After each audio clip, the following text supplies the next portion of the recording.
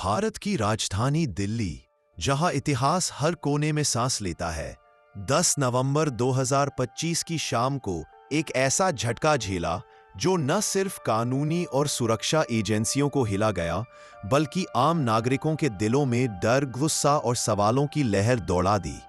लाल किले के पास एक कार धमाका बहुत सी खबरों और जाहिरा तौर पर आतंकवाद की शक की वजह से सिर्फ एक ट्रैजिक हादसा नहीं रहा, बल्कि एक बड़े आतंकी साजिश की शुरुआत का जोरदार खुलासा बन गया। यह कहानी उस रात से शुरू होती है जब राजधानी की भीड़ भाड़ वाली सड़कों पर अचानक विस्फोट की गूंज उठी। कामकाजी दिन खत्म हो चुका था। शाम की हल्की ठंडक और लाल किले की चहारदीवारी शहर के इतिहास की गवाही दे रही थी, लेकिन उसी ऐतिहासिक पृष्ठभूमि ने उस शाम एक भयावह अध्याय भी देखा। फटती आग, भागते लोग, कारों की लपटों में लिपटा क्षेत्र, चीखें, दौड़ती एम्बुलेंस और फोरेंसिक टीमें जो रहस्यों को सुलझाने दौड़ी। इसमें हम कालक्रम से घटनाओं का पर्दाफाश करेंगे। किसने क्या किया, कैसे हुआ, कौन कौन इसके पीछे था और आखिर हम खुद कैसे सुरक्षित रह सकते हैं। 10 नवंबर की शाम करीब 6 बजे लाल किले के पास गेट नंबर 1 मेट्रो स्टेशन के समीप एक सफेद Hyundai i20 कार अचानक फट गई। लोगों ने पहले सिर्फ एक तेज झटका महसूस किया। उसके तुरंत बाद विंडो कांच उड़ने लगे, आग की लपटें उठीं और आसपास की गाड़ियां एक एक कर जलने लगी। भीड़ में एक भयावह कोलाहल पैदा हो गया। भागो भागो की आवाजें, चीखें और धुआं चारों ओर फैल गया। विस्फोट इतना जोरदार था कि आसपास की गाड़ियां, कारें, ई-रिक्शा जल गईं। फायर ब्रिगेड को तुरंत बुलाया गया। रिपोर्ट्स बताती हैं कि 7 फायर टेंडर मौके पर भेजे गए। घायल और मृतकों की संख्या भी बहुत बड़ी थी। विभिन्न रिपोर्ट्स के मुताबिक 8 से 13 लोग मारे गए और 20 से अधिक घायल हुए। कहीं कहीं यह कहा गया कि धमाके के बाद शरीर के टुकड़े सड़क पर बिखर गए। दर्दनाक दृश्य जिसने आसपास के लोगों को सदमा दिया।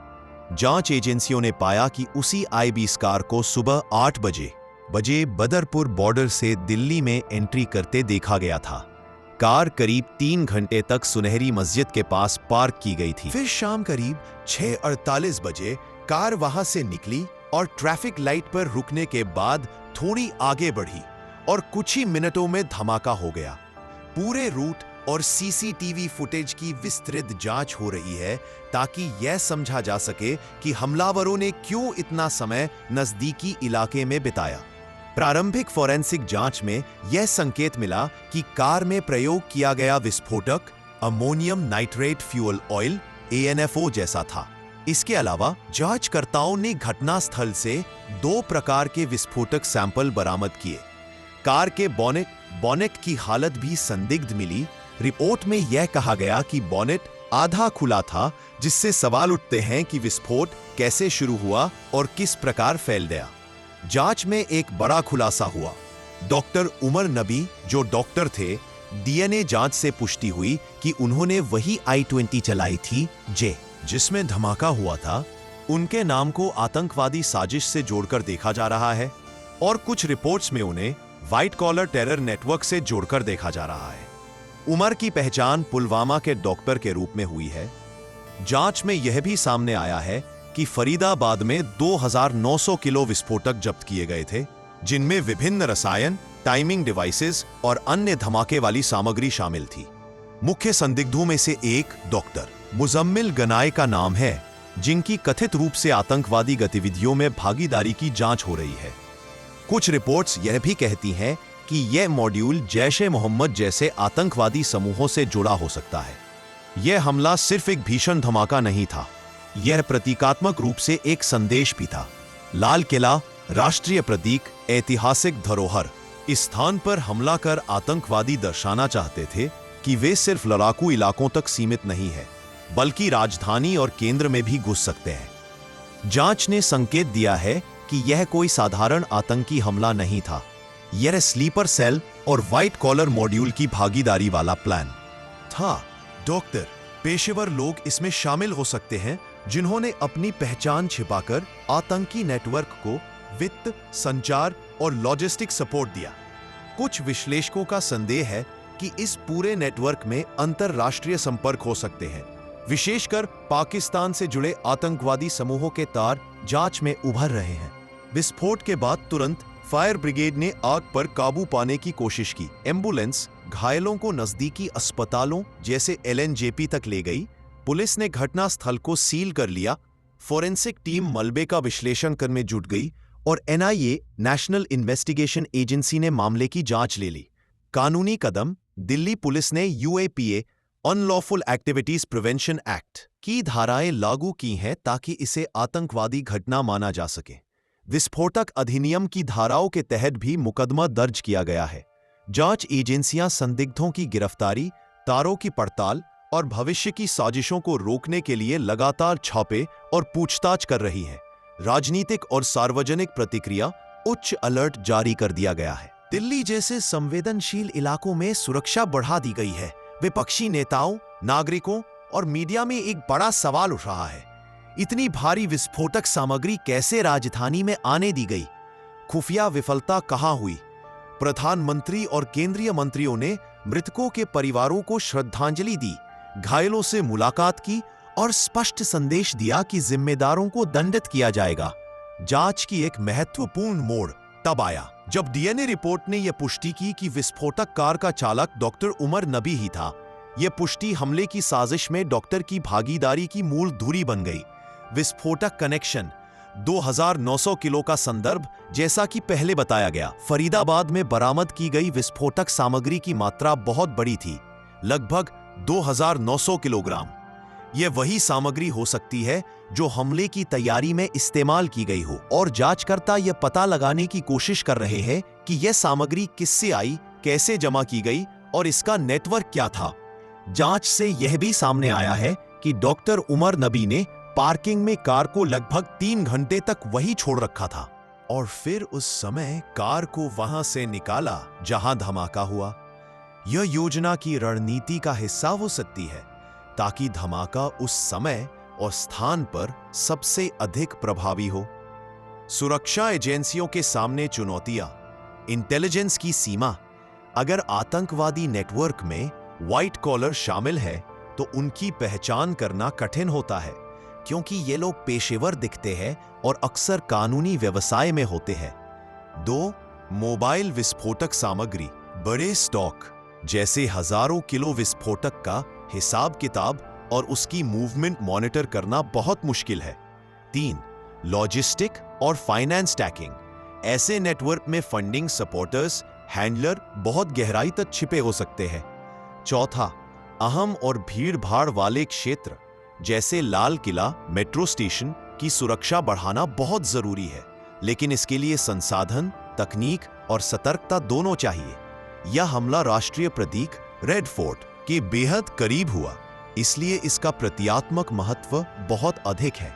इतनी बड़ी विस्फोटक सामग्री 2900 किलो जैसा जिक्र बताती है कि यह सिर्फ दैनिक आतंकवाद नहीं, बल्कि एक बड़े और संगठित आतंकवाद का हिस्सा हो सकता है।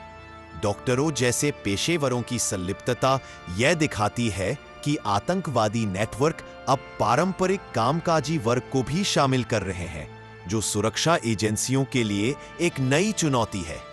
अगर अंतर्राष्ट्रीय कड़ी भी जुड़ी हो तो यह संकेत है कि यह साजिश सिर्फ भारत तक सीमित नहीं है, बल्कि व्यापक संदर्भ में आयोजित की गई हो सकती है। जनता की सुरक्षा, संवेदनशील इलाकों की निगरानी और खुफिया सहयोग की नीतियों में सुधार की जरूरत को यह घटना फिर से रेखांकित करती है। विस्फोट के बाद आसपास के राहगीरों, दुकानदारों और स्थानीय लोगों ने तुरंत मदद करना शुरू किया। घायल लोगों को बाहर निकाला, घायल विगत लोगों की मदद की। फायर ब्रिगेड और एम्बुलेंस बहुत तेजी से मौके पर पहुंचे और घायलों को अस्पताल ले गए। कुछ स्थानीय निवासी जिनके घर धमाके के नजदीक थे, उन्होंने अपने पड़ोसियों को सुरक्षित स्थानों तक पहुंचाया और उन्हें शांत किया। मीडिया और सोशल मीडिया पर वीडियो और तस्वीरें सामने आईं। इनसे पता चला कि लोगों की हिम्मत और इंसानियत कैसे विपदा में भी चमकी। यह हमला हमें यह सोचने पर मजबूर करता है कि ऐसे भयावह आतंकवादी हमलों से कैसे बचा जाए। न सिर्फ सरकार और एजेंसियां, बल्कि हम आम लोग भी अपनी भूमिका निभा सकते हैं। नीचे कुछ महत्वपूर्ण सुझाव और सावधानियां दी गई हैं। 1. सतर्कता और जागरूकता। भीड़ भाड़ वाले क्षेत्रों में हमेशा चौकस रहें। संदिग्ध वाहन, असामान्य पार्किंग, अनजान व्यक्तियों की गतिविधि देखें। यदि किसी वाहन में असामान्य जोर की आवाज, काले धुएं, सीलबंद बोनेट या अन्य संदिग्धता दिखे, तुरंत पुलिस या निगरानी एजेंसियों को सूचना दें। स्कूल, कॉलेज, बड़े सार्वजनिक स्थानों में सुरक्षा जागरूकता अभियान आयोजित करें। नागरिकों को बताएं कि किसी भी संदिग्ध गतिविधि पर क्या करना चाहिए। 2. सामुदायिक सहयोग और सूचना साझा करना। पड़ोसियों, दुकानदारों और स्थानीय समुदाय के साथ मिलकर सुरक्षा नेटवर्क बनाएं। अगर किसी ने कुछ असामान्य देखा है को उसे साझा करें। स्थानीय पुलिस थाने और नगर निगम से संपर्क बनाए रखें। उनके साथ नियमित बैठकें या संपर्क चैनल बनाना सुरक्षित माहौल में सहायक हो सकता है। 3. तकनीकी और सुरक्षा निवेश। सार्वजनिक स्थानों पर सीसीटीवी कैमरों की संख्या बढ़ाइए, खासकर ऐतिहासिक और भीड़-भाड़ वाले इलाकों में। पार्किंग क्षेत्रों की निगरानी कड़ी करें, विशेष रूप से ऐसी जगहों पर जहां कारें घंटे-घंटे पार्क होती हैं। आपात प्रतिक्रिया, इमरजेंसी रिस्पॉन्स के लिए साधन मजबूत करें। फायर ब्रिगेड, एम्बुलेंस, बम निपटान दस्ते आदि को तेजी से तैनात करने की योजना बनाइए। 4. खुफिया और एजेंसियों का समन्वय। नागरिकों और स्थानीय प्रशासन को इंटेलिजेंस एजेंसियों के साथ बातचीत करने के आसान रास्ते बनाना चाहिए, ताकि खुफिया सूचना शीघ्र साझा हो सके। पेशेवर समूहों जैसे डॉक्टर समितियां, इंजीनियर संघ को आतंकवाद रोधी जागरूकता कार्यक्रमों से जोड़ा जाए, ताकि व्हाइट कॉलर मॉड्यूल की चेतना बढ़े। अंतर एजेंसी तालमेल। Police, NIA, IB, forensic team को मजबूत किया जाना चाहिए ताकि सभी संदिग्ध गतिविधियों की समय रहते पहचान हो सके। 5. आपातकालीन तैयारी और शिक्षा। नागरिकों को आपात स्थिति, ब्लास्ट, अग्नि, धुआं के लिए बेसिक ट्रेनिंग दी जानी चाहिए, जैसे कि अगर धमाका हो जाए तो पहले क्या करें, कहाँ छिपे, इमरजेंसी नंबर क्या कॉल करें आदि। स्कूलों, कॉलेजों और ऑफिसों में नियमित आपातकालीन ड्रिल आयोजित करें, जिससे लोग डरकर भागने की बजाय अधिक संयम से प्रतिक्रिया दे सकें। स्वास्थ्य व्यवस्था, अस्पताल, क्लिनिक में भी आपातकालीन क्षमताओं पर ध्यान दें, ताकि बड़े हादसे में घायलों को तुरंत और प्रभावी चिकित्सा मिल सके। 10 नवंबर 2025 की शाम ने दिल्ली को 2 बार हिला दिया। पहला झटका धमाके का और दूसरा सोच का कि हमारी सुरक्षा कितनी नाजुक हो सकती है। यह सिर्फ एक आतंकवादी हमले की कहानी नहीं है, यह चेतावनी है, यह सीख है, यह हमारी जिम्मेदारी है। लेकिन साथ ही यह एक आशावादी कहानी भी हो सकती है, अगर हम सतर्क रहें, आत्म जागरूक हों और सामूहिक रूप से सुरक्षा को अपनी प्राथमिकता बनाएं। हमलावरों का मकसद सिर्फ भय फैलाना होता है। हमारा मकसद होना चाहिए उन्हें चकनाचूर करना, न सिर्फ जांच के जरिए बल्कि सार्वजनिक जागरूकता, तैयारी और एकजुटता के जरिए। आइए हम यह निश्चय करें कि हम सिर्फ पीड़ित नहीं रहेंगे, हम सक्रिय साझेदार बनेंगे, क्योंकि भविष्य की सुरक्षा केवल एजेंसियों के भरोसे की नहीं, हमारी जागरूकता और जिम्मेदारी पर भी निर्भर करती है। जय हिंद, जय भारत।